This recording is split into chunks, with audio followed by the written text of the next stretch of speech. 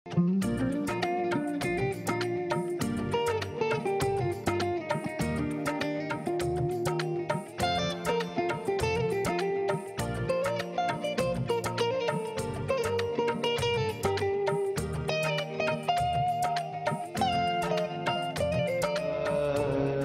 যেমন দর্শনীয় জায়গা হিসাবে খ্যাতি লাভ করেছে, তেমনি প্রাচীন বাংলার ইতিহাসের অন্যতম লীলাভূমি হিসাবে প্রতিষ্ঠিত হয়েছে।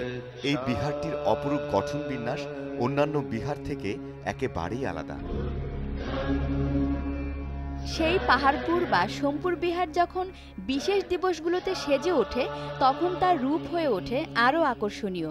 আমরা দুই বন্ধু এবার যাব সোমপুর বিহার বা পাহাড়পুর বৌদ্ধ বিহার দেখতে। এশিয়ার মধ্যে সবচেয়ে বড় প্রাচীন সভ্যতার বৌদ্ধ বিহার এটি। বিহারটি ইউনেস্কো বিশ্ব ঐতিহ্যবাহী স্থানের নামের তালিকায় অন্তর্ভুক্ত করেছে।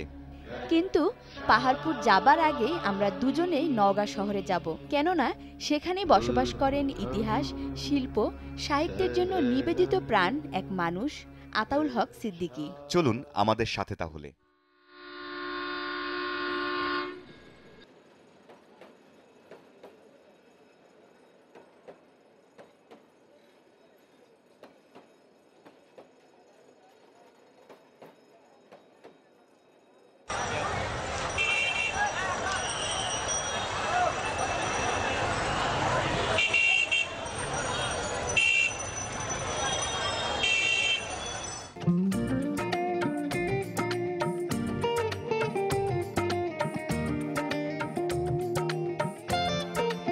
নওগাঁ শহরের মাঝ দিয়ে চলে গেছে ছোট যমুনা নদী। নদীর উপরে আছে লিটন সেতু। সেতু পার হয়ে নওগাঁ শহরের সবচেয়ে পুরনো স্কুল কেডি উচ্চ বিদ্যালয়ে যাই।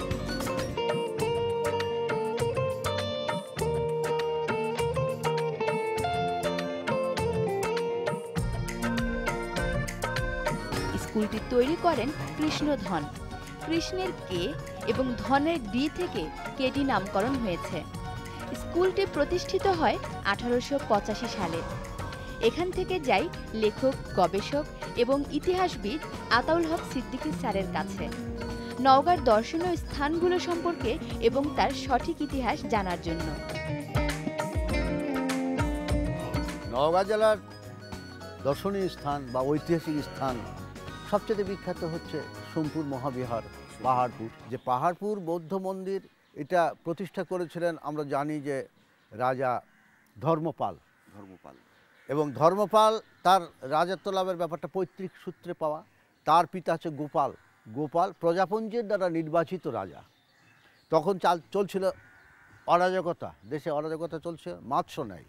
তো তখন প্রজারা একজনকে ধরে নিয়ে এসে রাজা বানিয়ে দিল। একেবারে ফেলনা লোক ছিলেন না, নিশ্চয়ই কিছু গুণ ছিল। তো সেই গোপাল সাফল্যের সঙ্গে কয়েক বছর রাজত্ব করলেন। তারপরে তার পুত্র ধর্মপাল রাজ্য পেলেন। তিনি বৌদ্ধ ধর্মাবলম্বী ছিলেন এবং এই বৌদ্ধ বিহারটা নির্মাণ করেন। এটাকে পূর্ণতা দিয়েছিলেন ধর্মপালের পুত্র দেবপাল। চর্যাপদও লেখা হয়েছে নানা স্থানেই, তার মধ্যে সবচেয়ে গুরুত্বপূর্ণ জায়গা হচ্ছে পাহাড়পুর। চর্যাপদের সবচেয়ে গুরুত্বপূর্ণ কবি, তার নাম কানুপা পাহাড়পুরে থাকতেন, সোমপুর বিহারে থাকতেন। শবরীপা এই সোমপুর বিহারে থাকতেন।